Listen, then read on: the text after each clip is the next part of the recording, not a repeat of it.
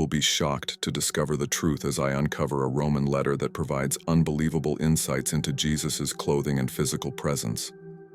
The letter that Lentulus wrote to Roman Emperor Tiberius about Jesus contains shocking details about his clothing and presence that aren't even mentioned in the Gospels. His words reveal details you've never heard before, about the way Jesus carried himself, the look in his eyes, and even the simplicity of his clothing. Could this be the missing piece of history that makes his life feel real? Prepare yourself, because what's in this letter will change how you think about Jesus forever. Let's dive in. Back in the 1800s, something amazing was discovered that left people everywhere talking. It wasn't a famous artifact like the Shroud of Turin or a missing piece of the Bible. Instead, it was a letter, just a simple letter. But this wasn't just any letter. It was supposedly written by Lentulus, a Roman official who lived in Judea before Pontius Pilate. And in this letter, Lentulus described meeting Jesus Christ. His words painted such a vivid picture of Jesus that it caught everyone's attention. The way he described him was totally different from how we often see Jesus in movies or paintings. This letter didn't just make people curious, it created a massive debate. Some people asked, is this letter real? Could a Roman governor have actually met Jesus and written about him? And if it was real, could it give us the clearest description of what Jesus actually looked like, how he acted, and why everyone who met him seemed to be so amazed? These were huge questions. The most fascinating thing about this letter isn't just what it says about how Jesus looked. It's the way Lentulus described Jesus as someone who wasn't ordinary at all. According to him, Jesus had this incredible presence that made people stop and listen. He spoke with a kind of power that wasn't loud or forceful but still made everyone pay attention. Lentulus even wrote that just being near Jesus left a deep impression on people, one they couldn't forget. Think about it. This was a world where the Romans ruled with flashy displays of power, massive armies, and expensive clothes. But Lentulus described Jesus as someone who didn't need any of that. His strength didn't come from wealth or status. It came from who he was, how he carried himself, how he spoke, and how he connected with people. Lentulus wasn't just writing about a regular guy. He was describing someone truly extraordinary. But this is nothing compared to Jesus' physical appearance. So, what did Jesus actually look like? According to the letter by Lentulus, his appearance was captivating and unlike anything most people imagine. Lentulus starts by describing Jesus' olive complexion, which makes perfect sense considering his Middle Eastern roots. But it wasn't just his skin tone that stood out. Lentulus noted that his skin seemed clear and healthy, radiating vitality and strength. It wasn't flashy, but it was striking in its simplicity. Jesus carried an air of natural health and grace that reflected who he was. One of the most memorable parts of Lentulus's description is Jesus' hair. He described it as a rich chestnut color, flowing down to his shoulders in soft, natural waves. This isn't the straight, perfectly combed hair you often see in old Western paintings. It was more textured, more real.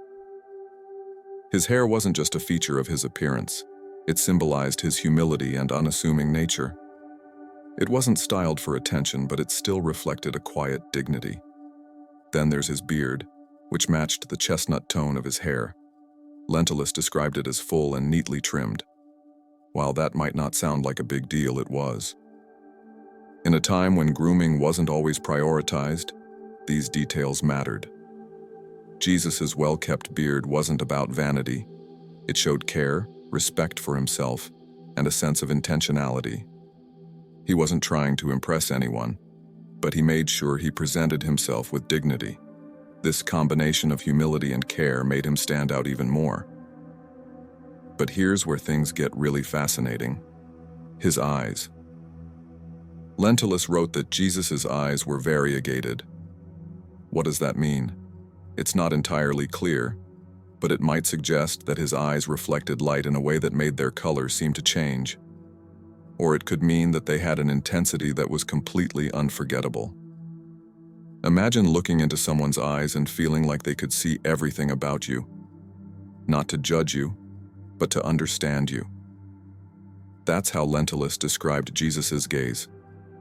His eyes weren't just physically striking, they carried a depth of wisdom and compassion that left people speechless. Imagine meeting someone whose gaze could calm your fears, challenge your assumptions, and make you feel truly seen, all at the same time. That's the kind of presence Lentulus was trying to capture. It wasn't about beauty or strength in a traditional sense. It was about something much deeper. Jesus' physical appearance, as described by Lentulus, wasn't flashy or exaggerated. It was humble yet powerful, simple yet unforgettable. His olive skin, chestnut hair, neatly groomed beard, and piercing eyes painted a picture of a man whose presence radiated love and authority.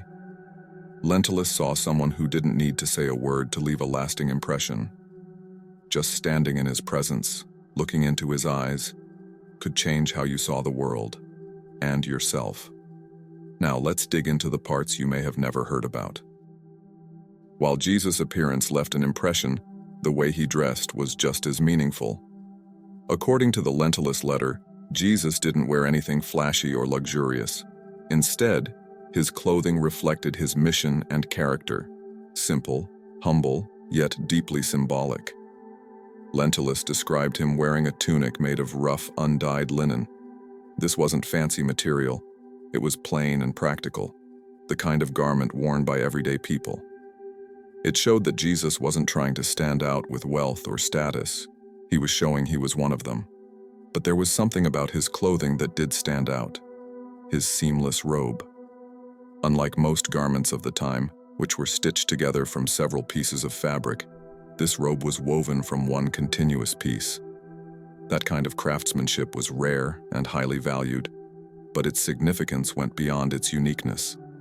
The seamless robe symbolized unity and wholeness, a perfect garment for someone whose mission was to bring people together in love and understanding.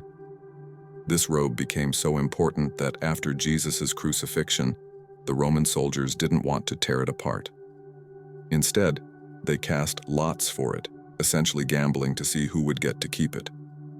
Even in his death, his robe held a meaning that went beyond its material value. It was a reminder of the completeness and perfection of his message and his life. Now, think about what this means. Jesus could have chosen to dress like a king, a priest, or a wealthy leader. He could have worn robes made of silk, decorated with gold and jewels. That's how powerful people showed their importance in those days. But Jesus didn't. He chose clothes that were simple and humble, yet meaningful. This wasn't just about living modestly, it was a statement. By wearing plain clothing, he was showing that he was there for everyone, not just the rich or powerful. Even though his clothes were simple, Lentulus wrote that the way Jesus wore them made them seem royal. He carried himself with the kind of authority that didn't come from money or titles, but from who he was. His movements, his posture, and even the way he stood, all of it radiated a quiet strength that made people stop and pay attention. He didn't demand respect. It was given naturally because of his presence. Imagine this for a moment. Someone dressed like an ordinary person, walking among the crowds, yet carrying himself with the dignity of a king. That's how Lentulus described Jesus. His clothing wasn't about showing off or trying to impress anyone. It reflected his mission, humility, connection, and a focus on things that mattered far more than appearances. In the simplest of garments, Jesus showed the greatest strength. His seamless robe wasn't just clothing. It was a symbol of his unbroken purpose: to unite people and bring peace to a divided world. Lentulus's account reminds us that sometimes the simplest things carry the deepest meanings. But this is nothing compared to what Lentulus wrote about his voice. If Jesus' appearance and clothing made him stand out, his voice was the real source of his power. According to Lentulus, Jesus had a voice unlike anything people had ever heard. It wasn't loud or booming like a commanding soldier's, nor was it harsh or intimidating like a ruler barking orders. Instead, it was calm, steady, and clear, yet it somehow carried through even the largest crowds. It was as if his voice had a special quality that made it impossible to ignore, something almost supernatural. Imagine being in a noisy marketplace or standing among a crowd of hundreds. Everyone is talking, there's chaos all around. But then Jesus speaks. His voice doesn't compete with the noise. It cuts through it, quieting the crowd without force. Lentulus described it as being resonant, like the sound of a gentle stream flowing through the wilderness, soothing yet strong enough to draw everyone's attention. But it wasn't just the sound of Jesus' voice, it was the way he used it. Lentulus noted that his words had a rhythm to them, almost like music. They weren't rushed or mechanical. They had a flow that felt natural yet deliberate. When he spoke, people couldn't help but stop and listen. Imagine hearing someone whose words were so full of wisdom, kindness, and truth that they instantly calmed your fears and replaced them with hope. That's how Lentulus described the experience of hearing Jesus. Jesus didn't yell or try to scare people into following him. His teachings weren't fiery condemnations or angry sermons. Instead, they were filled with love and compassion. He spoke to people where they were, in words they could understand. His lessons weren't complicated or overly intellectual. They were simple, but they resonated deeply. His words addressed the struggles, fears, and hopes of ordinary people. Even those who didn't believe in him couldn't deny the power and authority behind what he said. And that's another thing Lentulus highlighted: Jesus' authority. When he spoke, it wasn't up for debate. It wasn't arrogant or demanding. It just felt true. People listened because they felt the truth in his words, even if they didn't always like what he was saying. His authority wasn't based on his position or title. It came from the sheer weight of his wisdom and the sincerity of his heart. Now think about how that must have felt. Jesus didn't just speak to people. He connected with them. His voice wasn't just about the words. It was about how those words made people feel. Lentulus described the emotional impact of hearing Jesus speak. It made people feel peaceful, inspired, and hopeful, as if just listening to him could change their lives. He wasn't just giving advice or telling stories. He was speaking directly to their hearts. But that's just scratching the surface, because Lentulus also wrote about a certain energy around Jesus. If Jesus' appearance, clothing, and voice weren't enough to make him unforgettable, Lentulus described something even more extraordinary: a glow. This wasn't the kind of glow you'd see from a candle or a torch.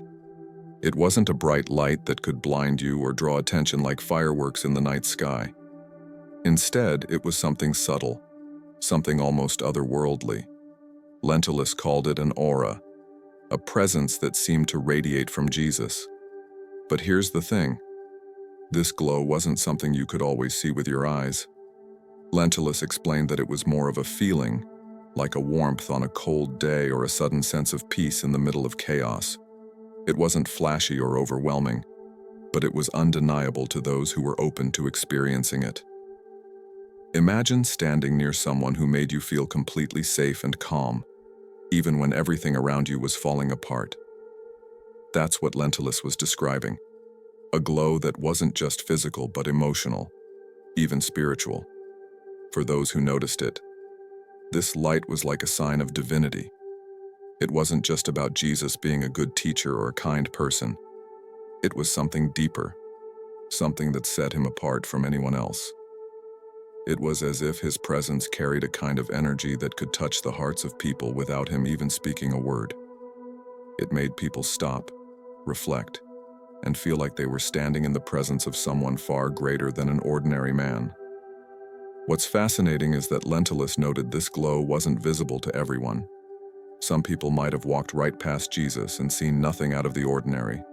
But for those who were open, those who were looking for something greater, this light was unmistakable.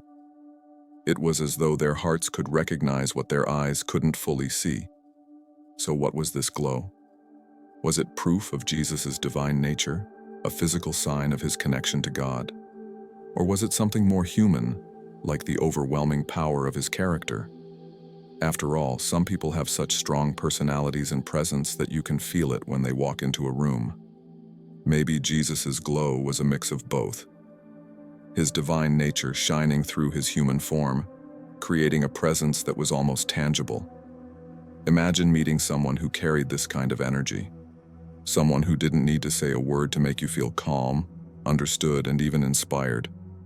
Lentulus described this glow as something that made Jesus completely unique, unlike anyone he had ever encountered before. It wasn't just his words or his actions. It was the essence of who he was. Why should you care about an old letter? Because it challenges you to think about Jesus differently. This isn't the version of Jesus you've seen in stained glass windows or old paintings. The one who feels distant, untouchable, or overly solemn. Instead, this letter paints a picture of Jesus as a real person.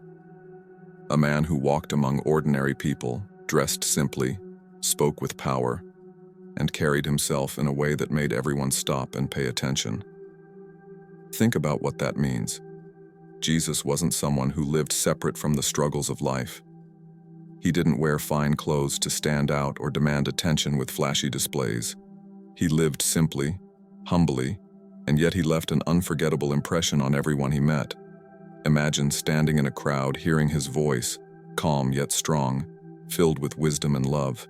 Imagine the way his gaze might make you feel, as if he could see everything about you, not just what's on the surface, but your whole self. Would you feel peace, knowing that he truly understood you? Or maybe a bit of fear, realizing that he could see the parts of you that you try to hide, the good, the bad, and everything in between? That's what this letter invites you to consider. Not just who Jesus was as a historical figure, but how it might have felt to meet him. This video was shocking, but this video on the right-hand side is even more breathtaking.